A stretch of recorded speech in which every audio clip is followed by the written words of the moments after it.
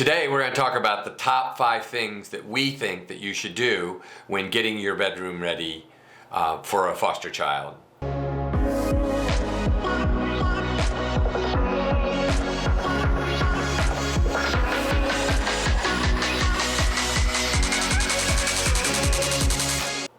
So number 1, getting your bed, your cribs, your furniture ready, getting that room ready with furniture. And a lot of people say, "Oh, I don't know. Like, I don't know how many kids." I know a lot of people will get, twin beds, right? Maybe a multiple if you're going to have bunk beds. Mm-hmm. Just depending on what age you're going to have.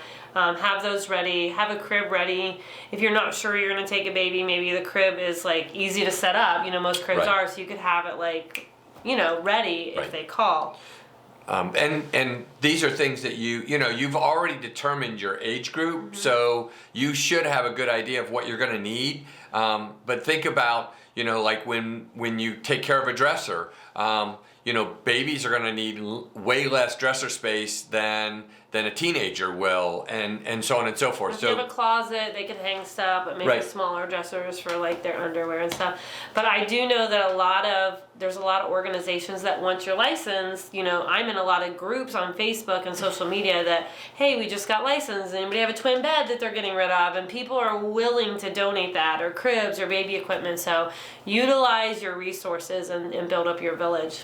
Number 2 is having books and toys in the room ready. And so again, this is very age appropriate, but you want to make sure that when this child comes into this room, that there are Feels homey, right? Feels homey, right? That there's toys there to play with, there's books there to read at night. Especially if they're younger, you're going to want to read to them at night. That's so important for their educational well-being. What I would suggest is getting like some bins and have like age groups on it. Yep. Maybe storming your basement or your garage or wherever, and hit up Goodwill or like garage sales or friends that are getting rid of stuff, so that you have, and that way when you're getting a placement, because 3-year-old's way different than a 7-year-old, right. or a 7-year-old's different than a 10-year-old, but that way you have, and it doesn't mean you have to have everything that they right. need, but a little bit of something so they feel like, oh, I'm welcome here,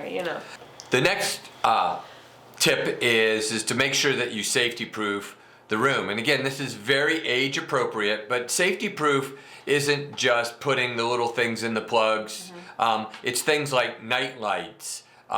It's also things like maybe noise machines that a child is going to need to keep them safe and they're mentally to be, right. Okay. And I think a nightlight could be like a little lamp, Right. Sometimes kids, this is going to be super scary, and you may say, oh, this little lamp, like, okay, we can keep this on at night, until you feel comfortable. Or the next big tip that we have for you is to make sure that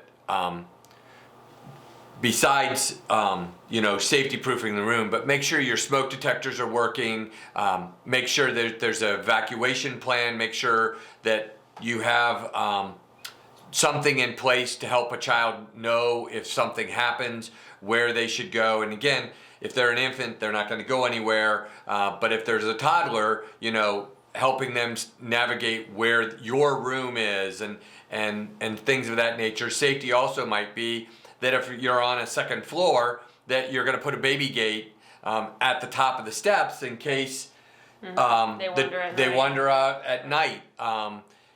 Things of that nature. Those are really important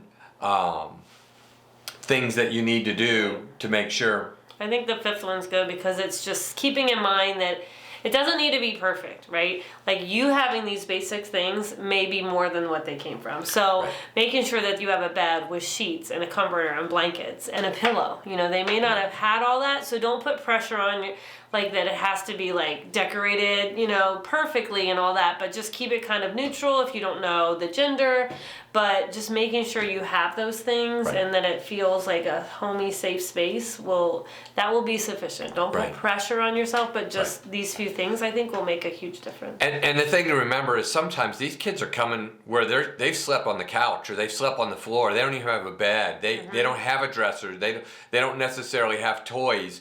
And so anything that you offer is probably going to be far superior to what they've come from. And so one of the things that we see on a lot of the forums that we're on is that people really talk about, decking the room out and decorating it, and again, like, I think keep it simple and plain, and that way, when you do get them, ask them some of the things they want to add. Maybe Right. they want to add a picture or something that's special to them or whatever. But like having the bed and the blankets and some books or toys, I think is really the basic things that you need. If you're ready. absolutely. I hope you enjoyed this video. Stay tuned. We're constantly making more videos to help you become the best foster parent you can be.